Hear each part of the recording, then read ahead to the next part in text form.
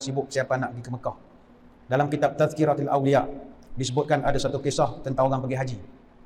Kitab Tazkiratul Awliya ni disusun oleh Fariduddin Athar An-Naisaburi dalam bahasa Parsi, kemudian telah diterjemahkan ke dalam bahasa Arab oleh Al-Asili Al-Wathani Asy-Syafi'i rahimahullah.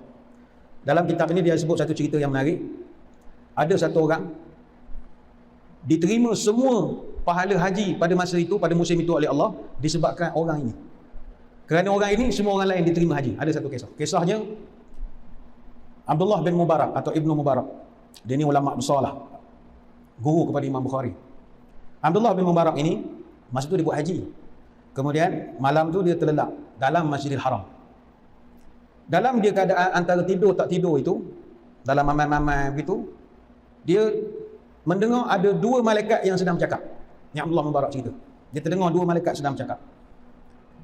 Malaikat yang seorang ni, satu ni tanya kepada malaikat yang satu lagi, berapa orang buat haji tahun ni? Jawab malaikat yang satu lagi, 600,000 jemaah tahun ini. Malaikat hak tadi tanya lagi, daripada 600,000 ini, berapa di kalangan mereka hajinya diterima? Jawab malaikatnya ni, tak ada seorang pun Allah Ta'ala terima haji tahun ini daripada 600,000. Maka kata Ibn Mubarak, bila aku dengar percakapan dua malaikat ini, bergoncang hati aku sehingga terasa begitu pedih sekali. Bayangkanlah kita berkumpul beramai-ramai, bersusah payah datang dari tempat yang jauh dengan manasik haji yang bukanlah mudah untuk nak dibuat, dengan pakaian ihram 2-3 hari kita berpakaian begitu. Tiba-tiba semua amalan kita ini sia-sia di hadapan Allah. Tiba-tiba Ibn Mubarak dengar salah satu daripada malaikat ni berkata, ada satu orang laki-laki duduk di Damsyik, Syria, namanya Ali bin Al-Muwaffaq. Tahun ini dia tidak datang buat haji, tetapi Allah tulis bagi dia pahala haji yang sempurna. Dan Allah telah merestui memberi pahala kepada semua manusia berkat kerana dia. Nama dia Ali bin Al-Muwaffaq, orang Damsyik, Syria. Sampai di situ Ibn Mubarak terbangun. Kemudian dia jadi berfikir, kenapa aku diperdengarkan dengan benda begini? Tiba dia teringat nama Abdullah bin Ali bin Al-Muwaffaq itu duduk di Damsyik, Syria. Jadi dia pun pergilah ke Damsyik demi nak berjumpa dengan Ali bin Al-Muwaffaq ini. Dipendekkan cerita, dia sampai ke Damsyik, tanya-tanyalah orang, ketuk pintu, tanya kenal ada Ali bin Al-Muwaffaq. Orang kenal dia. Tunjuk-tunjuk rumah, dia pun pergi. Dia memang dah dalam hatinya, dia berazam, aku nak tanya Ali bin Al-Muwaffaq ini apa amalan dia yang disebabkan dia semua orang haji tahun itu berkat dapat pahala daripada dia, padahal dia tak pergi ke Mekah pun. Maka Ibn Mubarak pun pergilah, akhirnya dapat berjumpa. Dia perkenalkan diri. Ibn Mubarak terkejut lah, Ali Al-Muwaffaq ni orang kampung. Bila ulama besar datang, dia rasa megah lah, ulama datang jumpa dia. Ibn Mubarak tanya, minta maaf, cik ni kerja apa? Dijawab oleh Ali Al-Muwaffaq, saya ni tukang kasut. Tukang kasut. Kerja saya membaiki kasut, tampal kasut, ketuk kasut, segala-gala pasal kasut. Ginilah kata Ibn Mubarak, saya ringkas cerita, saya baru balik Mekah gini-gini, saya dah dengar dalam antara mimpi dan juga nyata itu saya terdengar gini-gini, malaikat kata gini-gini. Terkejutlah Ali Al-Muwaffaq ini. Apa kena-kena dengan saya pula? Ini saya datang, kata Ibn Mubarak, nak tahu apa cerita sebenarnya. Apa amalan kamu ini? Kamu tak ke Mekah, tapi kamu dapat pahala haji. Ada cerita sikit apa hal? Kata Ali Al-Muwaffaq gini, saya ni tuan, 30 tahun saya berazam nak pergi ke Mekah buat haji. Saya memang nak sangat buat haji, tapi kerja tukang kasut ini tak adalah banyak sangat pendapatan. Jadi saya kumpul sikit-sikit, upah saya jadi tukang kasut ini, saya dapat menabung sampai dah cukup 350 dirham. Jadi nak pergi ke Mekah zaman itu 400 dinar. Jadi saya kena kerja kuat lagi lah. Saya kerja je nak mencukupkan jadi 400 dirham ini, saya kena kerja lagi. Kerja dapatlah kumpul lebih kurang. Satu hari, ni duit dah cukup nak pergi ke Mekah dah ni. Isteri dia mengandung. Isteri dia beritahu pada suami dia, Ali Al-Muwaffaq, dia kata, bang, saya ni tiap-tiap hari membau aroma masakan daripada jiran depan rumah, seberang sana. Macam bau daging bakar, barbecue gitu. Boleh tak minta sikit? Orang mengandung kan, adalah teringat nak makan. Jadi kata Ali Al-Muwaffaq, isteri saya nak makan, saya kena ikhtiarkan. Jadi dia pun pergilah rumah jiran yang seberang. Bila dia datang ke rumah itu, dia tengok orang tu tengah masak. Rupanya rumah itu dihuni oleh seorang ibu dan beberapa orang anak kecil. Ali Al-Muwaffaq pun terus-terang saya kata, kau minta maaf, isteri saya ni mengandung, terasa bau sedap masakan, boleh minta sikit. Perempuan tu menangis. Dia kata, tuan minta maaf, saya masak ni, tuan tak boleh makan benda ni. Kenapa pula? Sebenarnya saya masak ni adalah bangkai keldai. Saya terlalu miskin, anak-anak saya kecil, lapar, ada bangkai keldai tu, saya ambil mana yang boleh, saya buatkan makanan untuk anak-anak saya. Makanan ini walaupun bangkai, haram bagi tuan, halal bagi kami. Kata Ali Al-Muwaffaq, bila dia tengok peristiwa itu, bergoncang hati dia. Dia kata, Masya Allah, ada orang susah dalam kampung aku ini. Sampai terpaksa buat keldai, bangkai keldai bakar, nak bagi ke keluarga makan. Jadi dia rasa tak sepatutnya dia sebagai duduk sekampung ada jiran-jiran susah begitu. Maka akhirnya dia balik ke rumah, dia ambil duit dia 350 dirham, dia beri kepada ibu tunggai. Dia kata, kau ambillah duit ni, cukupkan untuk anak makan dan sebagainya. Dan kata Ali Al-Muwaffaq, saya tuan, masa dia beritahu kepada Imam Mubarak, saya bagi duit ke makcik ni, saya berdoa depan Allah, ya Allah, hajiku cukup sampai depan rumah aku ni je. Aku tak lepas nak ke Mekah, ya Allah, kerana duit yang sepatutnya aku guna pergi Mekah, aku tolong orang susah. Semoga Allah cukupkanlah derma ini untuk menunaikan haji bagi aku. Dia doa kepada Allah. Jadi bila Ibn Mubarak mendengar cerita ini, maka kata Ibn Mubarak, maka betul lah apa yang saya dengar malaikat-malaikat itu bercakap. Allah Maha Adil dalam memberi hukum dan juga keputusan. Allah mengetahui tentang hakikat segala sesuatu. Cerita Ali Al-Muwaffaq ini menarik untuk kita sama-sama ambil pelajaran. Cerita dahsyat tentang peristiwa yang berlaku kepada Ali bin Al-Muwaffaq ini memang memberi kesan kepada kita. Kesan yang berbagailah. Selain daripada menggambarkan pentingnya kita membantu sesama kita orang Islam yang menghadapi kesusahan. Sebab ada orang, dia pergi umrah tiap-tiap bulan. Tapi jiran keliling kelalang susah-susah. Tak ada, dia tak nolong. Dia sibuk ke Mekah dia. Ni contoh, bukan kata pergi Mekah tak bagus. Kan? Orang kat video kan kata kita kan pergi umrah tak bagus pula. Tak. Ada priority. Itu satu perspektif. Perspektif yang lain, kisah ini nak menggambarkan tak semua orang ibadat di Mekah itu diterima oleh Allah. Tak semua. Maka yang ini kita janganlah mendabik dada. Kawan baru balik Mekah, takkanlah dosa ini tak hilang lagi. Jangan gitu. Semua nikmat ibadat yang kita buat, jangan jadikan kita ni sombong. Sehingga kita keluar percakapan-percakapan, awak rajin ke masjid, tak pergi Mekah juga. Aku kurang ke masjid, baru balik umrah. Janganlah begitu. Saya tak tuduh molek 3 kali pergi Mekah. Tak ada hal. Saya ni lagi lah, ada setengah tu yang kasar lagi. Saya ni LGBT lah macam-macam. Elok tawah tak kena azab. Jangan cakap begitu. Benda-benda begitu tidak boleh dijadikan ukuran. Sebagai Muslim, kita kena tahu segala nikmat yang Allah beri itu, nikmat ada satu dipanggil sebagai istidraj. Allah beri peluang kepada kita sebab nak menghukum kita. Itu kita tak nak. Dia istidraj ni, ada satu hadis riwayat Imam Ahmad. Allah Ta'ala menyebutkan bahawa, Nabi menyebutkan bahawa orang itu kalau bergelumang dengan nikmat, tapi hidupnya maksiat kepada Allah, maka orang itu duduk di dalam istidraj. Kemudian Nabi membacakan satu ayat Quran. Falamma nasu ma dzukiru bihi fatahna alaihim abwaaba kulli syai hatta idza farihu bima utu akhadnahum baghtatan fa idza hum mublisun. Tatkala mereka lupa peringatan yang telah diberikan pada mereka, kami bukakan kepada manusia itu segala pintu kesenangan sehingga mereka bergembira dengan apa yang telah diberikan. Kemudian secara tiba-tiba mereka akan terdiam, berputus asa. Surah Al-An'am ayat 44. Sebab itu kalimat istidraj ini diambil dari kalimat daraja. Daraja ni maknanya tangga. Daraja ni naik darjat, tangga. Kita kalau naik tangga, umpamanya mata tangga, kita naik satu tingkat, naik satu tingkat, naik satu tingkat. Rupanya Allah nak bagi kita naik sampai tingkat paling atas untuk nak menjatuhkan kita semula ke bawah.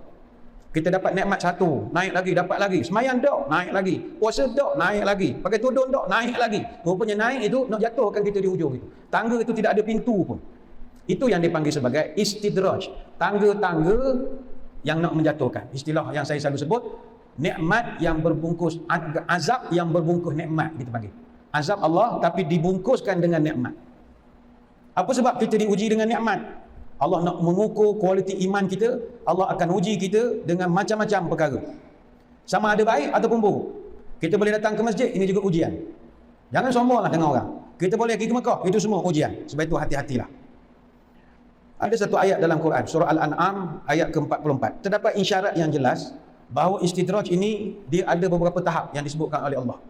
Pertama sekali, manusia itu dia lupa kepada siapa yang memberi nikmat. Dia naik, dia lupa. Dalam tafsir jalan lain disebutkan Allah beri peringatan tetapi dia masih lupa diri. Yang kedua, disebabkan oleh dia lupa diri, orang itu akan makin banyak buat dosa dan jahat dan akhirnya ditenggelam dalam dosa itu tanpa dia sedar. Dia tenggelam, akhirnya jadi sombong dan dia jadi rosak. Kemudian Allah dengan sengaja pula memberi kepada dia pelbagai nikmat dan kesenangan. Kemudian orang tu makin menjadi-jadi pula kejahatan dia. Dia rasakan okey je tak semayang tapi kaya, dia rasa okey. Makin menjadi-jadi. Sampai masanya Allah akan azab mereka dengan seksaan yang datang secara tiba-tiba dan tidak akan dapat diduga. Ini kata para ulama tafsir. Sebab itu kita sendiri malam ni kalau nak tahu kita nikmat banyak, istidraj ke tidak, mudah saja. Kata para ulama, kalau mu nak tahu nikmat yang ada itu adalah nikmat istidraj, cuba tengok beberapa perkara. Pertama, segala rezeki, kekayaan, pangkat, jawatan, kemudahan untuk ibadah, semuanya digunakan untuk kita halang orang lain daripada masuk ke jalan Allah. Itu tanda istidraj. Kita ada pangkat, kuasa, kedudukan, kita gunakan tanda tangan kita untuk menghalang orang nak mendekatkan diri pada Allah. Maka kita punya kekuasaan itu adalah istidraj. Innal ladzina kafaru yunfiquna amwalahum liyasudduna an sabilillah. Sesungguhnya orang-orang kafir menafkahkan harta mereka untuk menghalang orang daripada ikut jalan Allah. Jadi kalau kita ada kuasa hari ini, kita jadi ketua pengarah, kita jadi setiausaha bahagian, jadi pengarah jabatan, semuanya Allah Ta'ala guna nikmat. Tapi kita gunakan tanda tangan kita untuk menghalang orang nak jihad jalan Allah, nak buat kebaikan di jalan Allah, menghalang orang daripada nak berjuang di jalan Allah. Maka kita nikmat, kuasa, pangkat, kedudukan itu adalah istidraj, kata ulama. Itu yang pertama. Yang kedua, rezeki, kekayaan, pangkat, jawatan dan juga kehebatan kita ataupun ibadah kita adalah kita gunakan sebagai proses-proses nak menunjukkan bahawa kita ni hebat ataupun ada rasa takbur, sombong, riya, sum'ah. Itu juga tanda dia adalah istidraj. Yang ketiga, semakin bertambah kekayaan kita, semakin bertambah kesenangan duniawi, semakin bertambah pula maksiat dan kekufuran kita kepada Allah. Ada orang kata, saya ni ustaz nampak je macam ni, nampak je macam tak semayang apa semua, nampak je tak pakai tudung apa semua, tapi saya dalam kereta pasang Quran. Saya dalam kereta pasang Quran. Saya meniaga buka kedai pasang Quran, walaupun kedai dia jual benda-benda yang tak ada bagi sangat nampak islaminya, pasang Quran dia. Ada setengah cc minyak pasang Quran. Cc minyak pasang Quran. Jangan main masjid tak pasang Quran begitu. Pasang Quran, kedai pasang Quran, restoran saya pasang Quran, rumah saya pasang Quran. Janganlah kita mengatakan bahawa disebabkan kita pasang Quran, kita orang baik. Kalau mengaji Quran itu orang baik. Pasang Quran itu bagus, bukan kata tak bagus. Tapi jangan jadikan itu kesombongan. Saya nampak macam gini, tapi saya dengar Quran dalam kereta. Saya nampak macam ni, rumah saya pasang Quran, pada pagi sampai tengah hari, rumah pasang Quran. Jangan cakap begitu. Macam mana kita boleh mengukur baik buruk seseorang itu dengan dia mendengar Quran? Dengar Quran itu bagus. Tapi bila sombong mengatakan dia dengar Quran, oh itu tidak bagus. Untuk makluman tuan-tuan sekalian, musuh-musuh Nabi SAW, sebagai contoh Abu Jahal dan berbagai lagi, walaupun mereka benci pada Nabi kita, mereka benci pada Islam, tapi mereka adalah golongan yang suka dengar Quran. Jangan main-main. Dalam sejarah ada 3 musuh Islam yang sangat suka kepada Quran. Pertama Abu Jahal, yang kedua Abu Sufyan, yang ketiga Al-Akhnas bin Syuraik. Akhnas bin Syuraik ni dia ketua Bani Zuhrah. Dalam riwayat disebutkan, tiap-tiap malam mereka mencuri dengar bacaan Quran. Nabi di rumah dia di Mekah, Nabi baca Quran. Jadi 3 orang ini akan curi-curi dengar. Dia pergi skodeng, duduk belakang dinding rumah Nabi, nak mendengar Nabi baca Quran. Mereka suka dengar Quran. Tapi dia tetap Abu Jahal. Dia suka dengar Quran. Tapi yang sedapnya, 3-3 ni, bila dia curi dengar, dia pergi skodeng kat rumah Nabi. 3-3 ni tak tahu dia tengah masing-masing ada orang skodeng sebelah dia juga. Abu Sufyan bila dia curi dengar, dia tak sangka depan dia ada Abu Jahal. Abu Jahal pula tak sangka depan dia ada Abu Sufyan. Abu Sufyan pula tak tahu pula penjuru belah sana ada Al-Akhnas bin Syuraik. Jadi nak jadikan cerita satu malam, mereka ni agaknya Nabi tersedar ke apa, lari. Bila lari bertembur, 3-3 bertembur. Masing-masing pandang-mandang sama sendiri. Awak gimana? Shh, kau jangan bising. Awak jangan cerita ke orang. Dah, kau tak cerita. Tiba-tiba Al-Akhnas bin Syuraik, ketua Bani Zuhrah, dia tanya Abu Jahal, lama dah buat kerja ni? Boleh tahan juga lah. Sedap, suka dengan Quran. Sedap Quran ni. Dia punya konten dia sedap. Maka Al-Akhnas pun tanya, atara Muhammadan yakzib? Kalau Tuhan rasa Quran tu sedap, kenapa Tuhan menyangka Muhammad ni menipu? Dia pun tak percaya Muhammad, dia tanya Abu Jahal, Tuhan percaya Quran ke tak percaya pada Muhammad? Jawab Abu Jahal, maka zaba qattu wa kunna nusammihi al-amin. Kita orang ni dengan Muhammad, kita tahu dia takkan nipu. Bahkan kami daripada dia kecil, nusammihi al-amin, kami menggelarkan dia al-amin, artinya yang tak pernah menipu, al-amin. Walakin idza kana fi bani Hashim as-saqaya wal-rifada wal-musyawwara thumma takun fihim an-nubuwah fa isha'in li bani Makhzum. Cuma masalahnya adalah Muhammad ini puak gabak nenek moyang dia, dia keturunan Bani Hashim. Mereka ni daripada dulu puak gabak nenek moyang dia ni jaga bekalan minum untuk orang datang ke Mekah. Dia sediakan air. Dia juga yang menyantuni lah tetamu-tetamu musafir yang datang ke Mekah, keturunan Bani Hashim ni yang jaga hospitality ni di Mekah. Jadi kalau keturunan dia daripada dulu dah buat kerja ini, kemudian datang pula cucu cicit dia yang Muhammad ni ngaku pula dia Nabi. Habis aku buat keturunan Bani Makhzum ni ada apa? Dah lah nak bagi minum ke orang, aku tak dapat, puak gabak dia je sapu. Ni ngaku Nabi dia juga, bagilah orang lain pula. Pas dia. Rupanya dia tak terima Nabi kita atas faktor sombong bangsa dan keturunan saja. Dari segi Quran, dia sangat suka dengar Quran. Sekali lagi jangan pula tuan-tuan salah faham. Oh, tak payah dengar bunyi ustaz lah, lebih kurang Abu Jahal je kita. Bukan begitu. Jangan ke situ pula directionnya. Nak ngabarnya, jangan sombong. Jangan sombong. Hatta kita ibadah pun biasa-biasa saja. Jangan merendahkan orang. Awak ada dengar Quran di rumah? Janganlah gitu. Molek dah ibadah tu. Tapi kerana sombong, rosak. Sebab itu, orang yang istidraj ni, kita boleh katakanlah hampir 90% daripada kalangan mereka orang sombong. Orang sombong. Dia ada segala nikmat, kebesaran, kedudukan, pangkat, gerik jawatan yang bagus, ada pengajian yang bagus, PhD-nya, masters dan bagai-bagai, ataupun dia dapat kerap pergi ke Mekah tiap-tiap tahun 3-4 kali macam-macam. Maka terdetik dalam hati itu ada rasa lebih hebat pada orang, maka istidraj lah itu. Hati-hatilah. Kita ambil contoh Firaun. Firaun ni tuan-tuan, Allah Ta'ala kurnia kepada dia segala kemewahan dan kekuasaan. Betapa hebatnya Firaun ni, lebih hebat daripada kita. Apa dia? Firaun ni tak pernah sakit. Tak pernah sakit. Bayangkanlah kita umur sekarang ni sakit je. Duduk sila setengah jam kali tukar kepala lutut. Lepas seban kepala kita seban kaki. Banyak sakit. Darah tak mengalir molek. Tukar sana, tukar sini. Yang kita tandai berapa orang dah 2-3 tak boleh tahan lama. Banyak penyakit. Tapi Firaun tak pernah sakit. Dan dia pula megah sangat dengan tak sakit dia itu. Maka kemegahan, kesombongannya itu menjadikan itu adalah istidraj kepada dia. Sebab itu bila cerita tentang Firaun ni, saya dulu di Mesir. Firaun ni asal kampung dia di Mesir itulah. Firaun ni bukan nama orang. Firaun ni sebutan bagi raja Mesir zaman itu. Firaun. Macam kita orang Melayu, raja kita panggil sultan. Kalau orang Mesir, raja dia panggil Firaun. Firaun ni keturunan yang hebat. Dia memerintah 3,000 tahun. Lama. Keturunan dia 3,000 tahun memerintah. Maknanya dia akan kita jumpa di sana ada banyak jenis Firaun. Nama-nama yang berbeza. Ada 31 dinasti Firaun yang memerintah Mesir. Start dengan zaman Menes, sampailah raja-raja bangsa Parsi 323 sebelum Nabi Isa lahir. Tapi antara Firaun yang paling popular adalah Ramses. Ramses ni yang paling popular. Sebab dia yang meninggalkan banyak warisan-warisan di Mesir sekarang. Bangunan-bangunan raksasa. Abu Simbel. Tu semua dia di zaman dia. Firaun ini, Allah jadikan dia satu contoh dalam Quran sebab nak tunjukkan, aku berimu nikmat yang banyak. Aku berimu nikmat kekuasaan, keturunan memerintah 3,000 tahun. Tapi mu sombong. Mu jangan sombong. Aku beri nikmat, mu jangan sombong. Sampai dengan Nabi Musa pun dia boleh cakap-cakap, kawan tak ada sembah Allah yang kau sembah, tapi molek je aku gini. Jangan cakap gitu. Istidraj. Sebab itu dalam bahasa Arab, perkataan Firaun ini memang dijadikan kosakata melambangkan orang yang biadab dan sombong. Sebab itu kalau dalam bahasa Arab disebut tafa'rana. Tafa'rana itu perkataan Firaun. Tafa'rana itu sama dengan takabbara. Mana takbur? Cuba. Tafa'rana. Kalau kita pergi ke Mesir, kita boleh tengok Firaun ni badannya kecil je. Kalau kita pergi ke muzium di Tahrir, ada situ mayat Ramses. Ramses ni dia hidup tahun 1303 sampai tahun 1213 sebelum Masihi. Badannya halus sangat, tuan-tuan, besar lagi pada badan dia. Tapi dia punya timing, dia punya sombong luar biasa sekali. Sampai Allah sebut dalam Quran surah Yunus ayat 83, wa inna fir'auna la'alim fil ardi. Dan sesungguhnya Firaun itu memang sebenar-benarnya orang hak buat macam-macam sewenang-wenang di muka bumi. Surah Yunus ayat 58, ayat 83. Dalam ayat yang lain Allah Ta'ala sebut, innahu kana aliyan minal musrifin. Firaun ini orang yang sombong dan sangat melampaui batas. Surah Ad-Dukhan ayat 31. Maka balik kepada tadi, apa juga nikmat yang kita buat, jangan sombong, jangan belagak. Dalam hidup jangan suka belagak, jangan jadi manusia bongkok, cakap bohong, suka belagak, kepada yang lemah bentak membentak. Bersua lawan berair pesak, rakyat sengsara negeri pun rosak. Dijadikan tua maruah tercampak, dijadikan induk maruah makan anak, dijadikan tiang tidak akan tegak, negara binasa rakyat akan kemak. Jangan sombong. Sama juga dengan Qarun. Qarun ini masalah dia sombong je. Nikmat melimpah ruah Tuhan bagi. Lepas itu sekarang kalau kita tengok dalam media sosial, TikTok ke apa ke, kadang budak-budak muda yang berniaga-berniaga ni masa PKP itu menangis sangat, gantung bendera putih depan rumah ni dah bisnes okey agak. Kereta pun besar-besar. Buka pintu ngepok gini tak mudah lah. Pergi jalan ramai-ramai konvoi bagai-bagai. Suka nak menunjukkan kekayaan dia. Rumah dia, bilik air dia, tandas dia, segala-gala yang dia miliki nak tunjuk.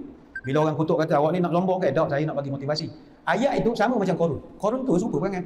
Dalam Quran Allah rakamkan perangai Qarun, fa kharaja ala qaumihi fi zinatihi qala alladhina yuriduna alhayata ad-dunya ya laita lana mithla ma utiya Qarun innahu ladhu hazzin azim. Lalu Qarun yang lengkap dengan zinatihi, segala perhiasan pada bajunya dan juga kenderaannya yang begitu mewah, dia akan keluar daripada rumah. Qala alladhina yuriduna alhayata ad-dunya, maka ketika itu orang ramai yang merupakan follower dia, netizen dia, top fan dia, peminat-peminat dia, memuji-mujalah dia, memuji dan memujalah dia. Sampai dia kata, ya laita lana mithla ma utiya Qarun. Bilalah kita ni nak dapat kaya macam Qarun ini. Hebat betul kereta dia, hebat betul rumah dia, hebat betul pakaian dia, segala-galanya dia hebat. Tabur duit begini, duit banyak sangat. Bilalah kita nak kaya macam dia. Innahu ladzu hazzin azim. Sesungguhnya beruntunglah Qarun ni sebab kaya. Tapi bila orang tanya kepada Qarun, wahai Qarun, macam mana kamu boleh kaya begini? Dulu kamu susah, masa PKP gantung bendera putih depan rumah, muka menangis semua. Tapi sekarang ni dah kaya, ni macam mana boleh kaya? Pergi seminar usahawan jutawan ke? Beli saham yang pandai ke? Macam mana kamu boleh jadi kaya? Apakah jawab Qarun? Qala innama utitu ala ilmin indi. Saya kaya kerana ilmu yang ada pada saya. Surah Al-Qasas ayat 78. Dia tak nak sebut pun kekayaannya itu dengan izin Allah. Dia sebut saya kaya sebab saya pergi kursus. Saya pergi belajar dengan sipu-sipu. Sifu, mana punya sipu, tak tahulah. Ajar nak jadi kaya. Jangan. Boleh nak terima kasih kepada tuan guru yang mengajar kita berniaga. Tapi jangan lupa letakkan Allah nombor satu. Disebabkan dia tidak langsung terima kasih kepada Allah. Bila orang tanya kenapa you boleh berjaya, saya berjaya kerana saya ada ilmu. Sama juga macam orang dapat masters PhD. Macam mana you boleh berjaya GOT, graduate on time, 3 tahun 5 bulan boleh dapat PhD. Jangan terus jawab, oh ini kita kena ada planning, kita kena ada ikut schedule, kita kena ada. Janganlah kita kena ada. Sebut ini Alhamdulillah, Allah izin pada saya, umur meningkat dapat belajar buat PhD. Kan ada lapik cakap itu. Jangan jadi istidraj. Disebabkan Qarun tidak pernah terima kasih kepada Allah, Allah murka lalu tenggelamkan dia dalam bumi. فَخَسَفْنَا بِهِ وَبِدَارِهِ الْأَرْضِ فَمَا كَانَ لَهُ مِنْ فِئَةٍ يَنْصُرُونَهُ مِنْ دُونِ اللَّهِ وَمَا كَانَ مِنَ الْمُنْتَصِرِينَ. Kami benamkan Qarun sekali dengan rumah-rumah di dalam bumi dan takkan ada orang boleh menolong dia. Surah Al-Qasas ayat 81. Sampai sekarang Qarun hartanya tenggelam sekali-sekali dengan dia.